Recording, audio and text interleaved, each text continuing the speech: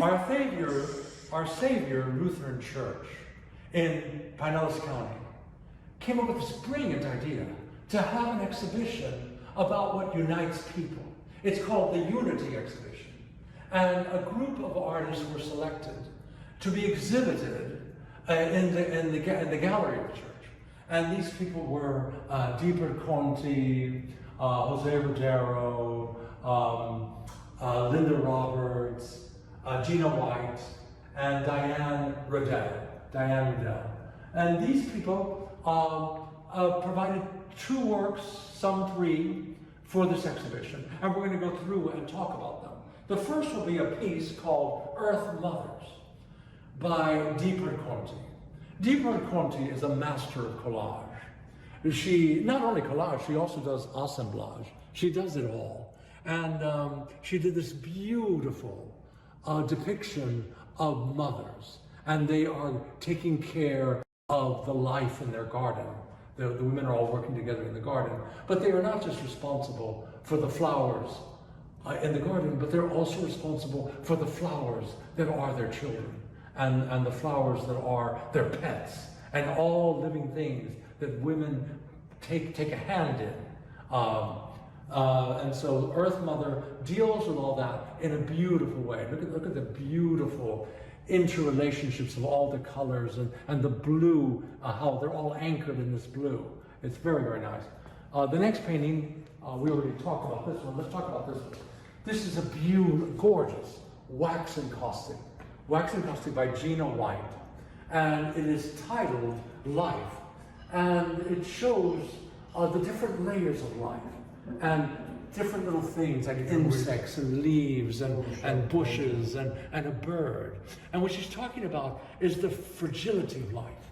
That life is something that's a miracle. And it's so hard to make a living thing, to create a living thing. And which is what God does. God provides for all these living things. And the callous, easy way it is to destroy a living thing is so sad and lugubrious and a tragedy that people take life for granted and they don't protect it. And so here she shows the fragility of a little bird.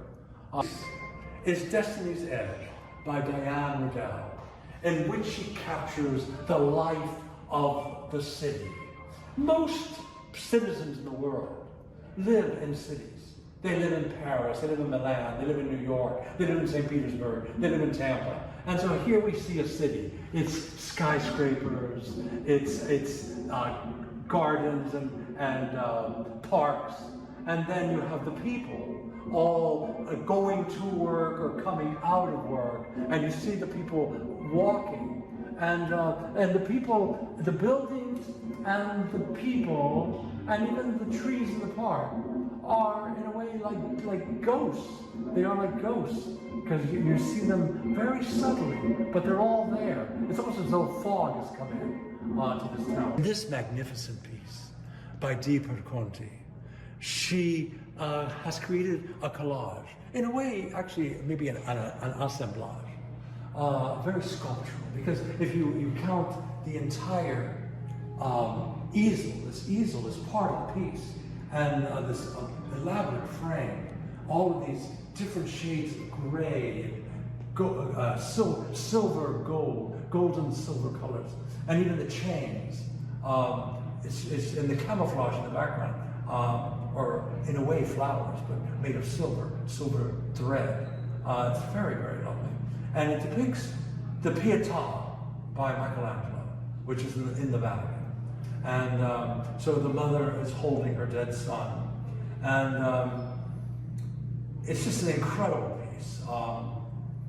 And you know that the face on the Pietà was destroyed by a madman called Laszlo Tooth. He jumped with a pickaxe and smashed the face. And then they had to recreate the face using all sorts of technology to really look at the face and make the nose, put the nose back from all the different angles. It was a major event that happened in the Vatican, the repairing of this beautiful work. But anyway, she captures all that, of a mother giving love to her child, and the piece is called Mother and Son by Dee Perconti. It's just breathtaking. It's so beautiful. Next is a piece which is just marvelous. It has real energy and expressionism, and kind of expressive and emotive. It's a work called Grief by Linda Roberts. And Linda Roberts is a very gifted painter in the Tampa Bay area. She reminds me in many ways, in the way she puts paint down, of de Kooning and people of that caliber. She's very expressive. But here's a more representational thing, because I've seen a lot of her abstract. I've seen a lot of abstract works by her in the past, and this is the first representational thing I've seen. Although her sculptures, she would do sculptures that were representational. So now she's kind of blending both things in this piece. And it has to do with the Gospel of Matthew, where he says, "Blessed are those who mourn, for they will be comforted." And we see the anguish and the sadness, and we see the people around the anguishing person who's kind of crying out. And we see them, in a way, showing sympathy and empathy with the sorrow. And notice how the hands remind you of the kinds of hands that were painted in Picasso's Guernica, like the Guernica in Picasso, and the horse from Picasso's Guernica are here. So these very abstract things mixed in with the representational things.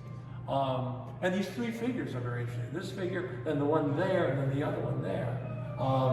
Very nice, very interesting. The next piece is José Rodeiro's Loch Ness Madonna. And so here we see Loch Ness in Scotland, near Inverness. And we see the monster that has kind of popped out as a kind of a ghost or a kind of palimpsest of itself in the middle of the lake, Loch Ness. And here is the Madonna, and there is the Christ child, and she is hugging the child as the three Marys are going to this little fishing shack at the end of a pier. And you have the way that the forest around Loch Ness is painted, very, very interestingly. And this was done by me, José Rodeiro. So with that, I kind of gone through the exhibition about unity that's occurring here at Our Savior's Lutheran Church.